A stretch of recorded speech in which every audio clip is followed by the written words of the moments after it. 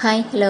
അപ്പോൾ നമ്മൾ ഇന്ന് അടിപൊളിയായിട്ടുള്ള ഒരു സ്നാക്സ് റെസിപ്പിയാണ് തയ്യാറാക്കിയെടുക്കുന്നത്. അപ്പോൾ നമുക്കിത് വളരെ പെട്ടെന്ന് തയ്യാറാക്കിയെടുക്കാൻ പറ്റും. അപ്പോൾ അത് തയ്യാറാക്കാൻ വേണ്ടിയിട്ട് ഞാൻ നല്ല കട്ടിയുള്ള ചുളയുള്ള അത്യാവശ്യം നല്ല മധുരമുള്ള പഴുത്ത ചക്കയാണ് എടുത്തിരിക്കുന്നത് കേട്ടോ.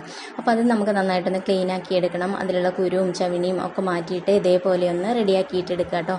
അപ്പോൾ ഒരുപാട് പഴുത്ത് പോയിട്ടുള്ളത് നമ്മൾ എടുക്കാതിരിക്കാനായിട്ട് ശ്രദ്ധിക്കുക. അതുപോലെ തന്നെ അത്യാവശ്യം കട്ടിയുള്ള ചുളയുള്ളതൊക്കെ ആണെന്നുണ്ടെങ്കിൽ നല്ലതായിരിക്കും. ഇനി നമുക്കിത് ഇവിടെ ഇരിക്കട്ടെ. ഇനി ഒരു പാത്രത്തിലേക്ക് ഞാൻ കുറച്ച് മൈദയാണ് ചേർത്ത് കൊടുക്കുന്നത്. അപ്പോൾ നമ്മളൊരു 3 സ്പൂണോളം മൈദ ഇതിലേക്ക് ചേർത്ത് കൊടുക്കുന്നുണ്ട്. എന്നിട്ട് നമുക്ക് ആവശ്യമായിട്ടുള്ളത് ദോശമാവാണ് കേട്ടോ. അപ്പോൾ നമുക്ക് ഞാൻ എടുത്തിരിക്കുന്നത് തലേദിവസത്തെ ദോശമാവാണ് ഞാൻ എടുത്തിരിക്കുന്നത്. അപ്പോൾ അതും നമുക്ക് ആവശ്യത്തിന് എടുക്കാം. ഇനി ഇതിലേക്ക് മധുരത്തിന് ആവശ്യമായിട്ടുള്ള പഞ്ചസാര കൂടി ചേർത്ത് കൊടുത്തിട്ട് നമുക്ക് നന്നായിട്ടൊന്ന് മിക്സാക്കിയിട്ട് എടുക്കണം.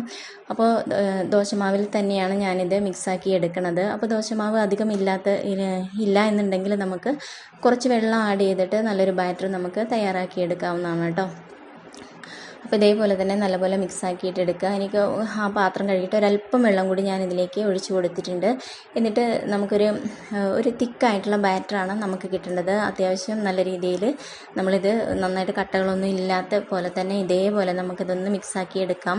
ഇനി നല്ലൊരു ഫ്ലേവർ കിട്ടാൻ വേണ്ടിയിട്ട് ഒരു 3-4 ഏലക്കായ പൊടിച്ചതും അതുപോലെ തന്നെ കുറച്ച് ചെറിയ ജീരകം കൂടി ഇതിലേക്ക് ചേർത്തിട്ട് നല്ലപോലെ ഒന്ന് മിക്സ് ചെയ്തിട്ട് എടുക്കാം കേട്ടോ.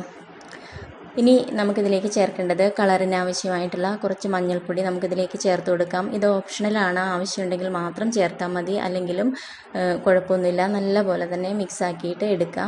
അപ്പം നമ്മുടെ ബാറ്റർ ഇവിടെ റെഡി ആയിട്ടുണ്ട്. ഇനി നമ്മൾ റെഡിയാക്കി വെച്ചിരിക്കുന്ന ഈ ഓരോ ചക്കച്ചുളയും പഴുത്ത ചക്കച്ചുളയും നമുക്കിതിലേക്ക് ഇതേപോലെ ഇട്ടിട്ട് ജസ്റ്റ് ഒന്ന് മുക്കിയിട്ട് എടുക്കുക കേട്ടോ. അപ്പോൾ അതിൻ്റെ ഉള്ളിൽ അങ്ങനെ ഒരുപാട് അങ്ങോട്ട് ഫില്ലാക്കി എടുക്കണ്ട കേട്ടോ. അപ്പോൾ മാവ് വെന്ത് കിട്ടാനായിട്ട് പ്രയാസമായിരിക്കും. ജസ്റ്റ് ഒന്ന് അതിലൊന്ന് കോട്ട് ചെയ്ത് കിട്ടിയാൽ മാത്രം മതിയായിരിക്കും. ഇനി നമുക്ക് നന്നായിട്ട് ചൂടായിട്ടുള്ള എണ്ണയിലേക്ക് ഇട്ടിട്ട് നല്ലപോലെ ഒന്ന് ഫ്രൈ ചെയ്തെടുക്കാം. അപ്പോൾ അതിന് മുകളിലേക്ക് ഇതേപോലെ കുറേശ്ശെ എണ്ണയൊന്ന് ഒഴിച്ചു കൊടുക്കുക കേട്ടോ.